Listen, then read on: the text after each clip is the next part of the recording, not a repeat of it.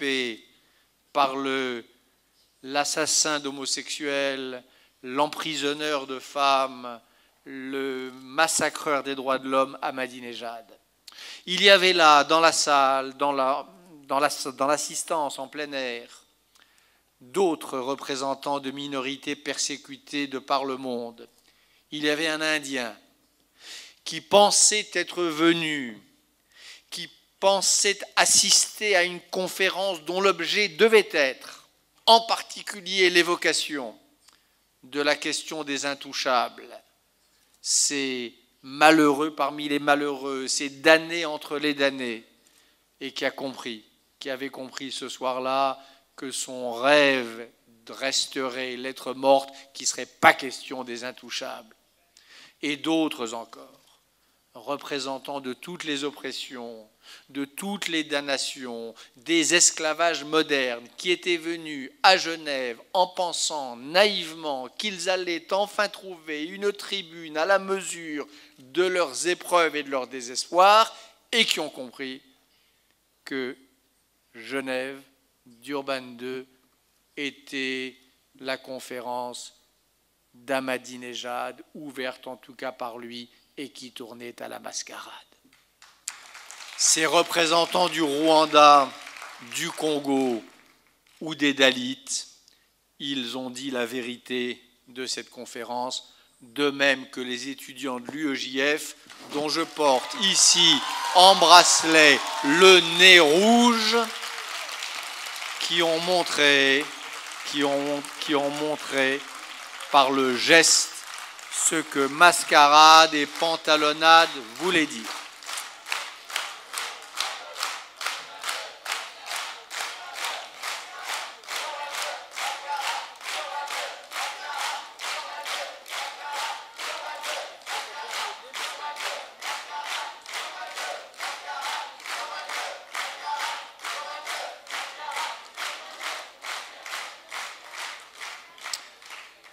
Donc ça, c'est le passé. Je suis très fier de mes jeunes camarades de l'UEJF, très fier d'avoir lancé ce mot de mascarade et de le voir repris ici au nez et à la barbe des assassins. Maintenant, l'avenir.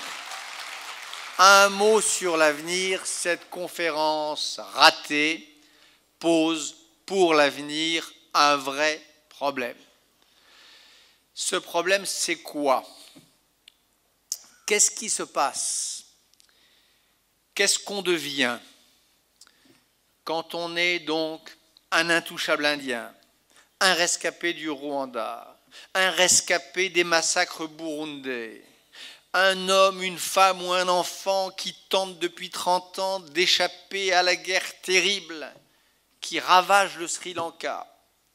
Qu'est-ce qui se passe quand on est la victime d'un de ces esclavages qui sévissent encore aujourd'hui sur le continent africain, au Sénégal, au Soudan ou en Mauritanie? Qu'est-ce qui se passe quand on est une victime du génocide du Darfour? Bref, qu'est-ce qui se passe quand on est la victime d'un conflit qui n'entre pas dans le grand récit, dans le grand partage dont d'aucuns voudraient nous convaincre qu'il est le partage majeur de ce temps et qui est le partage dont le Proche-Orient est le théâtre, qui est le conflit israélo-palestinien. Qu'est-ce qui se passe quand on n'est ni israélien ni palestinien? Qu'est-ce qui se passe quand on est la victime d'une guerre oubliée d'Afrique?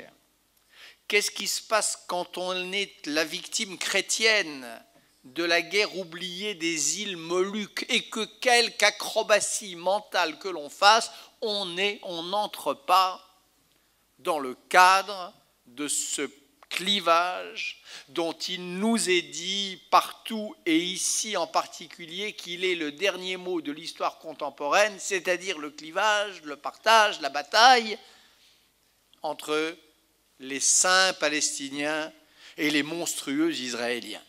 Qu'est-ce qui se passe quand on n'entre pas dans ce cadre-là? Eh bien, le problème de fond, c'est qu'en ce début du XXIe siècle, on n'existe pas. Si on est rwandais, si on est un paysan colombien, massacré et par les FARC et par les paramilitaires, quand on est représentant d'une de ces innombrables minorités sexuelles, religieuses ou ethniques qui font les frais des guerres les plus sanglantes du monde, et pas des guerres qui ne font pas 1800 morts, dont 1350 civils, des guerres qui font des millions de morts pour l'essentiel des civils, eh bien, on n'a pas d'existence historique du tout. Ça, pour moi, c'est le scandale de Durban I, c'est le scandale de Durban II, et c'est le problème central auquel les amis des droits de l'homme, les partisans de l'universalité des principes démocratiques auront à faire face dans les années qui viennent. C'est la raison pour laquelle l'autre soir, sur la place des Nations, j'ai lancé un appel très simple. D'abord, l'appel à réformer la gouvernance de l'ONU et en particulier du Conseil des droits de l'homme. On ne peut plus admettre que ce bel idéal des droits de l'homme soit confisqué, détourné, caricaturé par une clique de dictateurs ou par un carteron de gangsters qui voient dans l'ONU une entreprise de blanchiment de leur propre forfait.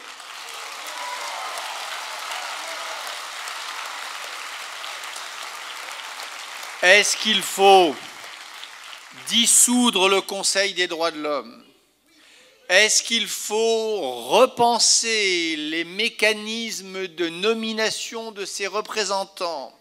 Est-ce qu'il faut édicter une règle simple qui voudrait, par exemple, que quand on est un État qui pratique le génocide, qui pratique l'esclavage, qui piétine de manière éhontée les droits de l'homme, on n'a pas le droit, jusqu'à nouvel ordre, de siéger au Conseil des droits de l'homme? Probablement. Il ne m'appartient pas et il ne nous appartient pas ici de définir les formules concrètes, mais qu'il y ait là un problème, qu'il y ait une formule à trouver, qu'il y ait une réforme urgente de la gouvernance onusienne et de la gouvernance du Conseil des droits de l'homme de l'ONU, cela est une évidence criante aux derniers jours de ce Durban II. Par ailleurs, j'ai lancé un deuxième appel sur la place des Nations par lequel je voudrais terminer et que je voudrais réitérer ici. J'ai lancé un deuxième appel que je résumerai par les deux mots suivants.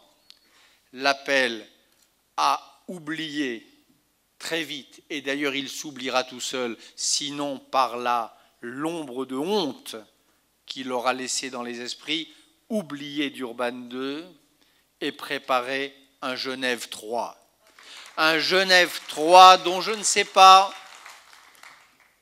qui en sera l'initiateur, dont je ne sais pas dans quel délai il peut se rassembler, dont je ne sais pas comment il peut concrètement fonctionner, mais dont je sais qu'il doit avoir lieu, en offrant une tribune qui sera véritablement celle de ceux que j'évoquais en commençant, une tribune où l'on verrait les victimes des seigneurs de la guerre congolais, où l'on verrait les victimes du régime assassin de Mugabe au Zimbabwe, où l'on verrait les survivants des millions et des millions de victimes de ces génocides à bas bruit, de ces génocides à l'étouffée qui ont lieu ici même